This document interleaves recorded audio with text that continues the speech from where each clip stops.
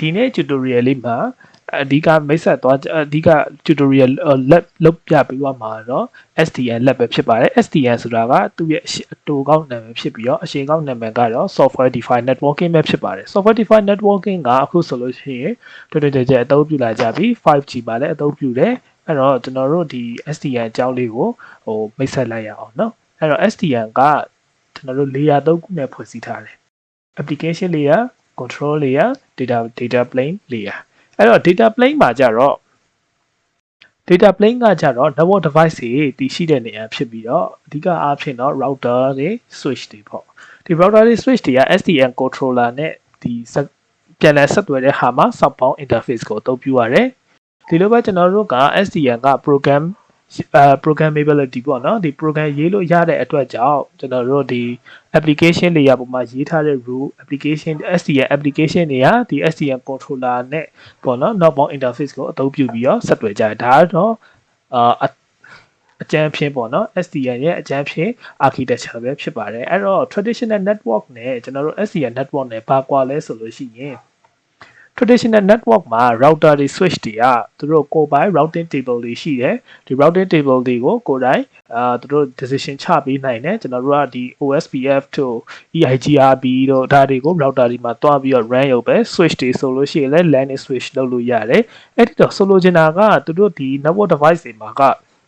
ဒီအနီလေးက control plane ပေါ့နော်အပြာလေးကကျတော့ data plane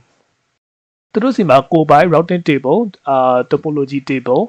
neighbor table တွေရှိတယ်အဲ့ဒီဟာတွေကဒါ control plane ပဲဖြစ်တယ်အဲ control plane က router တစ်ခုချင်းစီတိုင်းမှာသူတို့ရှိရဆိုလိုတာ control plane က distributed ဖြစ်နေတယ် distributed control plane ဖြစ်နေဒါပေမဲ့ SDN architecture မှာကျွန်တော်တစ်ချက်ကြည့်လိုက်မယ်ဆိုလို့ရှိရင်ဒီအနီလေးတွေပေါ့နော်အနီလေးဆို control plane တွေကဒီ network device တွေမှာမရှိတော့ဘူးဘာမှတော့ရှိလဲဆိုလို့ရှိရင်ကျွန်တော်တို့ဒီ centralized control centralized control plane ဆိုတာဒီတနေရာထဲမှာပဲကျွန်တော်တို့ control plane ရှိရဲဆိုလိုတာ forwarding ဒီ network device တွေက SDN controller ကိုဒီသူတို့ဘယ်လို packet တွေ forward လုပ်ရမလဲဆိုတာကိုသူတို့တောင်းခံမဲ့အမိန့်ကို SDN controller ကနေပြီးတော့ဒီဘယ်လိုလေး packet တွေပို့ရမလဲဆိုတာကိုအမိန့်ပေးရမှာပဲဖြစ်ပါတယ် SDN controller ပေးတဲ့အမိန့်ကိုမူတည်ပြီးတော့မှသူကဘယ်ကနေဘယ်ကိုပို့မယ်ဥပမာဆိုလို့ရှိရင်အပေါ်လမ်းကြောင်းကိုသွားမလားအောက်ကလမ်းကြောင်းကိုသွားမလားဆိုတာကဒီ SDN controller centralized controller ပဲကျွန်တော်တို့decision ချပေးရမှာဖြစ်ပါတယ်ဒါကတော့ SDN ရဲ့ traditional network architecture နဲ့ကွာခြားချက်ဖြစ်ပါတယ်အဲ့တော့ကျွန်တော်တို့ရဲ့ lab လေးကိုတစ်ချက်ပြန်သွားကြည့်အောင်ကျွန်တော်တို့ရဲ့ lab မှာကျွန်တော်တို့က rule controller ကို rule ဆိုတာက Python ကိုအခြေခံပြီးတော့တည်ဆောက်ထားတဲ့ controller ဖြစ်တယ်rule ကတော့တိတ်အသုံးမများဘူးပေါ့နော် SDN controller နဲ့အသုံးများတာကျတော့ open daylight တို့ဘာတို့ကအသုံးများတယ်အဲ့တော့ကျွန်တော်တို့ဒီ rule controller ဒီ rule controller ရှိတယ်နောက်တစ်ခုကကျတော့နောက်ထပ် Ubuntu Docker နှစ်ခုကျွန်တော်သုံးထားတယ်နောက်တစ်ခုက Open vSwitch ဆိုတာ virtual switch ဖြစ်တယ်virtual switch တွေဒီကောင်အသုံးပြုရတဲ့ရည်ရွယ်ချက်ကကြတော့ကျွန်တော်တို့ဘာလဲဆိုလို့ရှိရင်open flow protocol ကိုထောက်ပံ့ပေးလို့ဖြစ်ပါတယ်အဲ့ဒီတော့ကျွန်တော်တို့က SDN မှာ control plane data plane ကျွန်တော်ပြောတယ်ခွဲထားတယ်လို့ပြောတယ်အဲ့တော့ကျွန်တော်တို့က SDN control plane ဒီ open vSwitch နှစ်ခုကဒီ root controller နဲ့ချိတ်ဆက်ပေးရမယ်ပေါ့နော်ချိတ်ဆက်ပေးမှာဒီ root controller ကနေပြီးတော့ဒီအမိန့်ပေးလိုက်တဲ့ forwarding decision တိုင်းကိုသူကနာခံပြီးတော့မှဒါ packet ကိုဘယ်လိုပို့ရမလဲဆိုတာကိုသူကလှုပ်ဆောင်ပေးသွားမှာဖြစ်တယ်အဲ့ဒီတော့ဒီ controller နှစ်ခုက sorry ဒီ open vSwitch နှစ်ခုက root controller နဲ့ဆက်သွယ်ရှိရမှာဖြစ်တဲ့အတွက်ကြောင့်ကျွန်တော်ကပုံမှန် ethernet ဒီ switch ကိုအသုံးပြုပြီးတော့ root controller ဒီမှာချိတ်ဆက်ထားတယ်ချိတ်ဆက်ထားတဲ့ network ကိုကြည့်လိုက်မယ်ဆိုလို့ရှိရင်192 network တွေပဲ192.168.1 network တွေကိုကျွန်တော်အသုံးပြုပြီးတော့ဒီဆောက်ချိတ်ဆက်ထားခြင်းဖြစ်တဲ့ root controller က 1.254 open vSwitch ethernet z ETA0 เนาะ ETA0 interface က 1.253 ဒါ 1.252 okay အဲ့ဒါဆိုလို့ရှိရင်ကျွန်တော်တို့ဒီ Ubuntu Docker မှာကြတော့ကျွန်တော်10 network ကိုပေးထားတယ်10 network က 10.0.0.1.24 sorry ဒါ .8 เนาะ /8 เนาะဒါရလည်း /8 တွေကျွန်တော်ရေးရမှားသွားလို့အဲ့တော့ Ubuntu Docker 10 network ကိုအသုံးပြုထားတယ်ကျွန်တော်တို့ control plane ကကြတော့ရေဘူးကအဖြစ်ပြမယ်ဆို control plane က192 network ကိုအသုံးပြုထားတယ်ကျွန်တော်တို့ traditional network မှာဆိုလို့ရှိရင်ဒီ open vSwitch ကเนาะဒီ virtual switch တွေကပုံမှန်အားဖြင့်10 network network ကနေလာတဲ့ packet တွေဆိုလို့ရှိရင်သူက LAN လေးလောက်ရမယ် LAN လေးလောက်ပြီးတော့သူကတခြားဟိုဒီ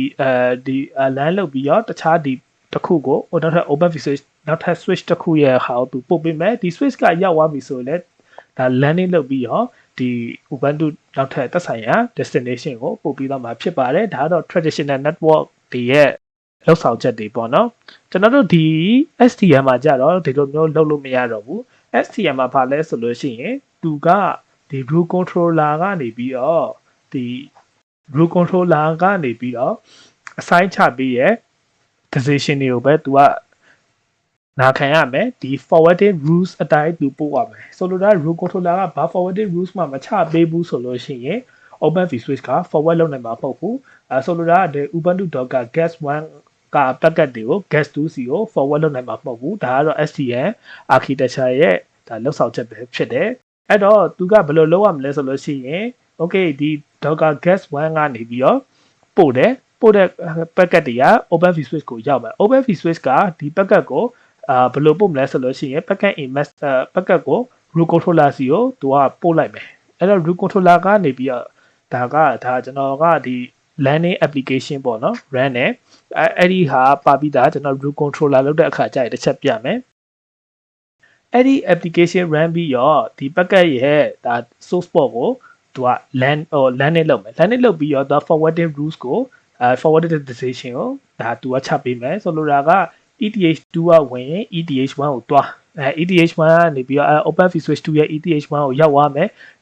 open vSwitch 2ကလည်းဘယ်ကိုပို့ပေးမလဲဆို root controller ကိုပြန်ပို့ပေးမယ်root controller ကချမှတ်ထားတဲ့ forward ဒီ decision ကိုနာခံပြီးတော့မှသူကသက်ဆိုင်ရာ destination ကိုပို့ပေးမယ်ဒါကအကြမ်းဖြစ်လောက်ဆောင်ချက်ပေါ့နော်အဲ့ဒါဆိုရင်ကျွန်တော်တို့ဒီမှာတစ်ချက်ကြည့်လိုက်ရအောင်ကျွန်တော်တို့ဒါက root controller ပဲဖြစ်တယ်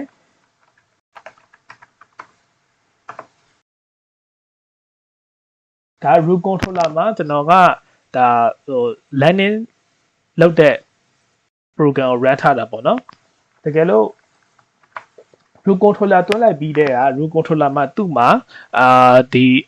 ပါတဲ့ program လေးတွေရှိတယ်ဒါကိုအသက်အသုံးပြုလို့ရတယ်ဆိုလိုတာဒါ landing လုပ်တဲ့ program တွေပါတယ် simple switch ဆိုတာဒါ landing switch တူပဲနောက်တစ်ခုကကျတော့ monitor လုပ်တဲ့ program တွေပါတယ်ကျွန်တော်ကကျတော့ simple switch 13ကိုrun ထားတယ်ဒီက13 14 15ဆိုတာ open flow protocol ဖြစ်တယ်13ဆိုတာက open flow protocol 1.3 14ဆိုတာက 1.4 15ဆိုတာက 1.5ဆိုရင်ကျွန်တော်ဒီဘက်မှာတစ်ချက်ကြည့်ရအောင်ဒီဘက်မှာကျွန်တော်က root application ကို run ထားတယ်ဆိုလို့ရှိရင်ဒီ is connected ဒါဆိုလို့ရှိရင်ကျွန်တော်ဒီဟာတစ်ချက်ကြည့်မယ်နော်ဘလို့ဆိုကျွန်တော်ဘာ RAM လဲဆိုလို့ရှိရင်ဒါ root controller ကိုကျွန်တော်ပြန် run လိုက်မယ်ကျွန်တော် root controller ကိုပိတ်လိုက်ပြီရယ် okay ဒါ root ကဘာ application မှာမ run ဘူးဆိုလဲသူ့ဟာသူဒါ root manager ဆိုပြီးတော့ဒါ root controller ကို run တာပေါ့နော်ပြီးတော့မှသက်ဆိုင်ရာ application ကို run ပြီးတော့ကိုလိုချင်တဲ့ဒီ service တွေကိုဒီ application မှာရေးဒါ root manager နဲ့ run လိုက်ရင်ဒါရတယ်အခုလို့ဆိုကျွန်တော်က root controller ကြီးပဲ run ကြည့်မယ် okay ဒါဆိုရရှိရင်ဒီမှာကဒီဒါကြတော့ OBS open vSwitch 1ပေါ့1ကိုရောက်နေပြီ open vSwitch 1ဒီအခုပြထားတဲ့ note လေးဖြစ်တယ် open vSwitch 1မှာကျွန်တော်သူ့ရဲ့ဒီ bridge share ဖွဲ့စည်းပုံတစ်ချက်ကြည့်လိုက်မယ်နော် bridge share ဖွဲ့စည်းပုံမှာဒီမှာကြည့်လိုက်မယ်ဆိုလို့ရှိရင်ဒါ BR0 ဒီပါ 1.254 ဆိုတာကဒီ SDN controller ရဲ့ IP address ပဲဖြစ်တယ် is connected through ဆိုတာကကျွန်တော်တို့ဒီ open vSwitch က root controller ဒီ SDN controller နဲ့အချိတ်ဆက်ရှိတာအချိတ်ဆက်ရှိရဲ့ through လို့ပေါ်မယ်တကယ်လို့ disconnect ဖြစ်နေတော့ဘာမှပုံမှာမဟုတ်ဘူးเนาะနောက်တစ်ခုကကျွန်တော်တို့ဒီ bridge ထဲမှာဘယ်ပေါ့နှစ်ခုကိုထည့်ထားဆိုတော့ ETH2 နဲ့ ETH1 ကိုကျွန်တော်ထည့်ထားတယ်အဲ့တော့ဆိုလိုချင်တာကဒီပေါ့နှစ်ခုကပဲ open vSwitch ရဲ့အထက်မှာရှိမယ်အဲ့တော့ဒီ open vSwitch နှစ်ခုဒီရှိမယ်ပေါ့နော်ဒါဆိုရင်ဒီကောင်ကကြတော့ OBS2 ကိုပြမယ်နော် OBS2 ဆိုလို့ရှိရင်ဒါဒီနောက်မှာတစ်ချက် okay ဒါက open vSwitch 2เนาะ open vSwitch 2မှာကျွန်တော်တို့ bridge share ဖွဲ့စည်းပုံကြည့်ကြဒီမှာသူလည်းဒီလိုပဲ ETH1 နဲ့ ETH2 ကို BR0 အောက်ထဲထည့်ထားတယ်ပြီးရင် controller ကကြတော့ controller IP ကဆန္ဒ root controller ရဲ့ IP သူလည်း connected ဖြစ်နေတယ် okay အဲ့ဒါဆိုလို့ရှိရင်သူ့ထဲမှာ flow rules တွေဘာတွေရှိလဲဆိုတာကိုတစ်ချက်ကြည့်မယ်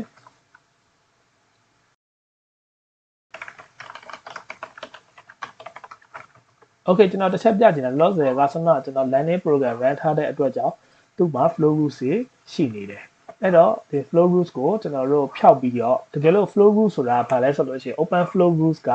max action criteria နဲ့တွားတယ် max action criteria နဲ့တွားကျွန်တော်ဒီ open flow rules ကိုတစ်ချက်ကြည့်မယ်ဆိုတော့ဒီ open flow rules တွေကဒါ instruction တစ်ခုပဲဒါ instruction တစ်ခုပဲဒီ instruction တွေမရှိဘူးဆိုလို့ရှိရင်ဒီ switch တွေကဘယ်လိုမျိုး forward လုပ်ရမလဲဆိုတာကိုနားလည်မှာမဟုတ်ဘူးအဲ့ဆိုကျွန်တော်ဒီမှာ open flow rules ကိုကျွန်တော်ဖြတ်ပြမယ် delete slow BR0 ဒါဆိုလို့ရှိရင်ကျွန်တော်တို့ဒါ open flow rules ကပြတ်သွားပြီအဲ့တော့ဆိုလိုချင်တာကဒီ switch တွေခုန open OBS အောက်မှာဘာ instruction မှမရှိတော့ဘူး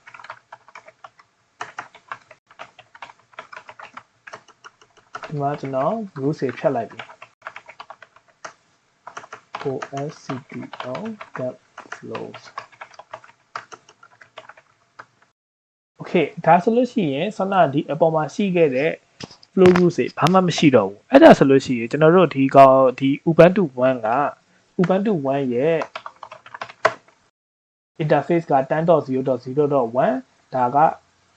ဒီ Ubuntu Docker Guest 1 ရဲ့ IP address ဖြစ်တယ် Ubuntu Docker Guest 2 ရဲ့ IP address ကကျွန်တော် 10.0.0.2 ကျွန်တော်ပေးလို့ရလားစမ်းကြည့်အောင်သင် 10.0.0.2 ပေးလို့မရဘူးဘာလို့ပေးလို့မရဘူးလဲဆိုလို့ရှိရင်သူ့မှာဘာ flow rules မှမရှိဘူးဘာ flow rules မှမရှိဘူး open flow rules တွေမရှိတဲ့အတွက်ကြောင့်ပေးလို့မရဘူးပုံမှန် traditional network မှာဆိုလို့ရှိတော့ပေးလို့ရတယ်ဘာကြောင့်လဲဆိုလို့ရှိရင် traditional network က control plane က distributed ဖြစ်တယ်ဆိုလိုတာက openv switch တို့ဒီပုံမှန် switch တွေမှာသူ့ရဲ့ကိုယ်ပိုင် control plane ရှိရဒီ control plane ကနေပြီးတော့မှMAC address တွေကို LAN လုပ်လို့ရမယ်LAN လုပ်ရပြီးတော့ဘယ်ပေါ့ကိုပို့ရမလဲဆိုတာသူတို့ decision ချနေတယ်ကျွန်တော်ဒီမှာကျတော့ချမရအောင်အဲ့တော့ကျွန်တော်တို့ဘယ်သူစီကနေပြီးတော့ flow rules တွေတောင်းအောင်လဲဆိုလို့ရှိရင်ဘယ်သူစီက decision တောင်းအောင်လဲဆိုလို့ရှိရင်ဒီ root controller စီကနေတောင်းမှရမယ်အဲ့တော့ဒီ root controller မှာကျွန်တော်တို့ root application နဲ့ကျွန်တော်တစ်ချက်သွား run ကြည့်နော်အဲ့တော့ကျွန်တော် root controller စီကိုသွားမယ်ကျွန်တော်တို့ဘာ run လဲဆိုလို့ရှိရင်ဒီ simple switch 13.py ဆိုတဲ့ application တွေကို run မယ်ဒီ application ရဲ့အဓိကလုပ်ဆောင်ချက်ကတော့ပုံမှန် traditional switch ရဲ့ LAN နဲ့လုပ်တဲ့ပုံစံမျိုးကိုပဲသူကပြုလုပ်ပြီးမှာပဲဖြစ်ပါတယ်အဲ့တော့ကျွန်တော်တို့ run ကြည့်အောင်ဆိုကျွန်တော် run ကြည့်မယ် run မယ်ဆိုလို့ရှိရင်ဒီမှာ simple switch 13.py ဆိုပြီးတော့ run လိုက်ပြီအဲ့ဒီမှာသူက LAN နဲ့လုပ်သွားမယ်အဲ့ဒါဆိုလို့ရှိရင်ဒီဘက်မှာတစ်ချက်ကြည့်မယ်နော်ဒီဘက်မှာတစ်ချက်ကြည့်မယ်ဒီဘက်မှာကြတော့သူကဒါ LAN နဲ့လုပ်သွားတဲ့ message တွေဝင်လာတယ် packet a message တွေရောက်လာ packet a ဆိုတာဘာကိုပြောတာလဲ packet a ဆိုတာဒီမှာတစ်ခါကျွန်တော်ဒီဘူးကလေးရှင်းပြလိုက်မယ်နော် packet a ဆိုတာကျွန်တော်တို့ဒီ openv switch ဒီ openv switch တွေက root controller စီကိုကျွန်တော်တို့ decision တွေတောင်းရတယ်နော်အဲ့ decision တွေတောင်းရတယ်ဆိုလို့ရှိရင်ဒီ decision တွေကနေပြီးတော့ decision တောင်းရတယ်ဆိုလို့ရှိတာက open flow message ပို့ရတယ် open flow message ကိုကျွန်တော်ဘယ်လိုပို့မလဲဆိုတော့ဒီဘက်ဒီလိုလမ်းကြောင်းတိုင်းပို့မယ်အဲ့ဒီပို့လိုက်တဲ့ message တွေက packet a message တွေဖြစ်တယ်နော်ဒါ open flow packet a message ကိုအသုံးပြုပြီးတော့မှ root controller ဆောက်ဖြတ်မယ်ဘာဆိုရင်ဘယ်လိုလမ်းဆို packet a message ကိုအသုံးပြုပြီးတော့သူက root controller စီကိုအကြောင်းလှမ်းကြောင်းတာဆိုလိုတာငါမှာတော့ Ubuntu Docker Guest 1က packet တွေရောက်နေပြီငါဘယ်လိုဆက်လုပ်ရမလဲအဲ့ဒါဆိုလို့ရှိရင် root controller ကသူ့ရဲ့ algorithm run ပြီးတော့ဒါသူရဲ့သက်ဆိုင်ရာ flow rules ကိုအဆိုင်ချပေးလိုက်မယ်ဒါကကြတော့ရေးထားတဲ့ application ပေါ်မူတည်ပြီးတော့မှ root controller ဘယ်လိုdecision ချမလဲဆိုတာတော့ကွဲပြားတာပေါ့နော်ဒီမှာတော့ဒါ LAN နဲ့ MAC algorithm ပုံစံမျိုးပဲကျွန်တော်တို့ပြုလုပ်သွားမယ်အဲ့ဒါဆိုကျွန်တော်ပြန်ပြီးတော့run ကြည့်ရအောင်ဒီမှာ okay ဒီမှာဆိုလို့ရှိရင်ကြည့်လိုက် 10.0.0.2 ကိုရောက်လာပြီအဲ့ဒီတော့ကျွန်တော်တို့က open flow rules ကိုကျွန်တော်တစ်ချက်ရှင်းပြမယ်နော်အဲ့တော့ဒီဘက်မှာလည်းကျွန်တော်တို့ပင်လို့ရမရကြည့်မယ်ပင် 10.0.0.1 Ubuntu Docker Guest 1ရဲ့ IP address ပဲဖြစ်တယ်ဒီမှာဆိုလို့ရှိရင် 10.0.0.1 10.0.0.1 ဖြစ်တယ်နော်အဲ့ဒီတော့ okay ဆောနာကဒီမှာကျတော့ dump flow ကိုကြည့်လိုက် dump flow ဆိုတဲ့ command line ကတော့ open flow rules တွေစစ်တဲ့ command line ပဲဖြစ်တယ်ဒီဘက်မှာကျွန်တော်တို့ရှိမရှိကြည့်လိုက်မယ်ဘာ flow rules တွေရှိလဲဒီမှာ flow rules က3ခုထွက်လာပြီဘာတွေလဲဆိုလို့ရှိရင် okay ဘာတွေလဲဆိုလို့ရှိရင်ဒီမှာ priority 1 import ဆိုတာ DL source ဆိုတာက source MAC address ပဲဖြစ်တယ် source MAC address ကဒီမှာ DE ဆိုတာဘယ်သူရဲ့ MAC address လဲဒီမှာတစ်ချက်ကြည့်မယ်fconfig eta0 DE ဆိုတာကဘာလဲဆိုလို့ရှိရင်ဒီပေါ့နော်ကျွန်တော်တို့ ubuntu docker guest 1ရဲ့ MAC address ပဲဖြစ်တယ်အဲ့ဒါဆိုဒီမှာတစ်ချက်ကြည့်ရအောင်ကျွန်တော်တို့အခုစစ်နေတာဒီ OBS 1မှာကျွန်တော်စစ်တယ် OBS 1ဆိုတာဒီမှာနော်သူ့ရဲ့ဒီ package ရဲ့ဆိုလိုခြင်းဒီကျွန်တော်ဒီမှာတစ်ချက်ပြမယ်ဒီ flow root ဆက်ဆိုလိုခြင်းဒီ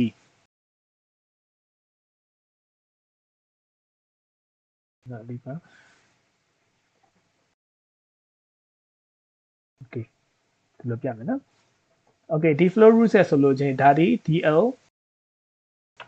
ပြန်ပြီးပြန်မယ်ဒီမှာ DL source ကsource MAC address က76ကဒီ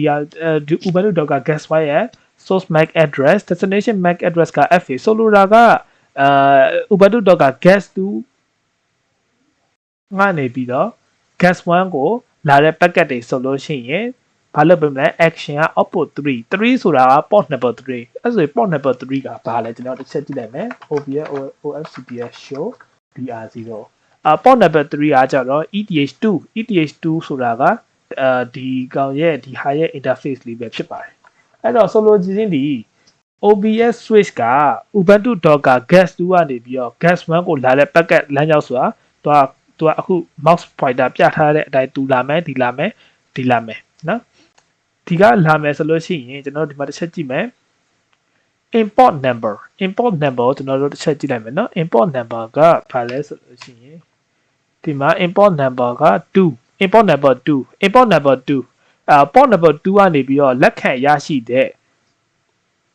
ဒီ source MAC address ကနေပြီးတော့ဒီ destination MAC address ကိုလာတဲ့ packet တွေဆိုလို့ရှိရင် port number 3ကိုသူက forward လုပ်ပေးပါအဲ့တော့ကျွန်တော်တို့ဒီမှာတစ်ချက်ကြည့်လိုက်မယ်ဆိုလို့ရှိရင်2 port number 2က ETH1 ပဲဖြစ်တယ်အဲ့ဒီတော့ဆိုလိုချင်တာကဘာလဲဆိုလို့ရှိရင်ဒီ ETH1 port မှာ Ubuntu Docker guest 2ကနေပြီးတော့ guest 1ကိုလာတဲ့ packet တာလက်ခံရရှိခဲ့မယ်ဆိုလို့ရှိရင် ETH2 ကိုပို့ပေးပါဆိုတဲ့သဘောတရားလေးပဲဖြစ်တယ်ဒါက instruction ဒီ instruction ကိုဘယ်သူကအစိုင်းချပေးလဲဆိုလို့ရှိရင် root controller စီကအစိုင်းချပေးတယ် okay အဲ့ဒါဆိုလို့ရှိရင်နောက်တစ်ခုသွားမယ်နောက်တစ်ခုကကြတော့ဒါလေးပဲဖြစ်တယ်ဒါလေးကကျွန်တော်တစ်ချက်ကြည့်လိုက်မယ် import number 3ဆိုတာကျွန်တော်ကြည့်ခဲ့တယ်စန ETH2 က DL source ဆိုတာ source MAC address ကဒါက Docker guest 1ရဲ့ MAC address เนาะကျွန်တော်ဒီမှာရုံတစ်ချက်ကြည့်လိုက်မယ် fconfig eta0 ကိုကျွန်တော်ကြည့်လိုက်မယ်ဆိုလို့ရှိရင် MAC address က 3618ff f049fa ဆိုတာတွေ့လိမ့်မယ်ဒီဟာရဲ့ source MAC address နဲ့တူတူပဲ destination MAC address ကဒီမှာ76 action က output 3ဆိုလိုချင်တာက ETH2 ကနေ ETH2 port မှာ Ubuntu Docker guest 1ကလာတဲ့ packet တွေကို ETH2 port ကလက်ခံရရှိခဲ့မယ်ဆိုလို့ရှိရင် action output 3စာ ETH1 ကိုပို့ပေးပါဆိုတာဒီကောလာတဲ့ packet တွေဆိုလို့ရှိရင် OpenVSwitch 1က ETH2 port မှာလက်ခံရရှိခဲ့မယ်ဆိုလို့ရှိရင် ETH1 ကိုပို့ပေးပါဆိုတော့ဒီပုံစံတိုင်းပို့ပေးတယ်ဒီလိုသွားတယ် okay အဲ့ဒါဆိုလို့ရှိရင်ဒီဘက်မှာလည်းကျွန်တော်တို့ပြန်ပြီး run ကြည့်မယ်ရှိလား okay ဒါဆိုလို့ရှိရင် sorry ဒါ 10.0.0.1 ပင်းကြည့်ရမှာ okay ပင်းလို့ရတယ်ပင်းလို့ရတော့တွေ့ရှိရမယ်သူ့မှာလည်းဘာလဲဆိုလို့ရှိရင်သက်ဆိုင်ရာ flow rules တွေရှိတယ်ဒီ flow rules တွေကတော့ဆောနာကဟာနဲ့တော့တိတ်မထူးခြားနာဘူးဆိုလို့လားဒီ ETH2 ကဒီ port လာမယ်Ubuntu Docker guest 2ကလာတဲ့ packet တွေက OpenVSwitch 2ရဲ့ ETH port ကိုရောက်မယ်ဆိုလို့ရှိရင် OpenVSwitch 2ရဲ့ ETH1 ကိုပို့မယ် ETH1 ကနေပြီးတော့ဒီ OpenVSwitch 1ရဲ့ ETH1 ကိုရောက်မယ် ETH1 ကနေပြီးတော့မှ OpenVSwitch 1ရဲ့ ETH2 ကိုပို့မယ်ပြီး Ubuntu Docker guest 1ကိုပို့ပြီးတော့မယ် ဒီ flow action တွေ flow rules တွေကဘယ်သူစီရရတယ်ဆိုလို့ရှိရင်ကျွန်တော်တို့ဒီဘက်မှာ run ထားတဲ့run ထားတဲ့ group controller စီကနေပြီးတော့ရတာကျွန်တော်တို့ဒီ group မှာlayer 2 landing switch map program run ထားတယ်အဲ့ဒါသူက landing လုပ်တဲ့ဟာမျိုးပဲဒီ service မျိုးပဲဒီ group က run ပေးတယ်အဲ့တော့ group controller ကနေပြီးတော့မှဒီ run လိုက်တဲ့ဟာအတိုင်းကိုဘယ်သူ assign ချပေးလဲဆိုလို့ရှိရင်ဒီ Ubuntu OVS 1နဲ့ OVS 2ကို assign ချပေးရတက်ဆိုင်ရာ flow rules တွေအဲ့တော့ Ubuntu 1နဲ့ Ubuntu 2ကပြင်လို့ရသွားတယ်အဲ့တော့ကျွန်တော်တို့နောက်ဆုံးအနေနဲ့ပြန်ပြီး confirm လုပ်မယ်ကျွန်တော်အခု group controller ကို run ရပ်လိုက်ပြီရပ်လိုက်ပြီပြီးတော့ကျွန်တော်တို့ဒီဘက်မှာ flow rules ကိုပြန်ဖြတ်ကြည့်မယ် OBS OFCDO delete flows BR0 ဒီလိုဖြတ်လိုက်ပြီဆိုလို့ရှိရင်ဒါ confirm ပြန်လုပ်မယ် OFCDO then flow BR0 ဘာ flow rules မှမရှိတော့ဘူး OBS OFCDO then flow BR0 ဘာ flow rules မှမရှိတော့ဘူးကျွန်တော်တို့ပြန်ပြီးတော့ပင်းကြည့်မယ်10.2ဒီဘက်မှာလည်း RF ဒီဘက်မှာလည်းစပင်းလို့ရအောင်เนาะအခု 10.0.0.1 ကိုကျွန်တော်ပင်းကြည့်မယ်ပင်းလို့ရတော့ပင်းလို့မရတော့ဘူးဆိုတာကိုတွေ့လိမ့်မယ်โอเคဒါကတော့အကျန်းဖြင့်ဒါကတော့ STN ကိုဆက်ပေးတဲ့ tutorial လေးတစ်ခုပဲဖြစ်ပါတယ်နောက်ပိုင်းကျရင်လည်းဒီ STN ကိုပို့ပြီးတော့အသေးစိတ်တဲ့ overflow protocol ဟာလေးတွေလည်းဗီဒီယိုလုပ်ပြီးတော့တင်ဆက်ပေးပါအောင်မယ်ကျေးဇူးတင်ပါတယ်အားလုံးကို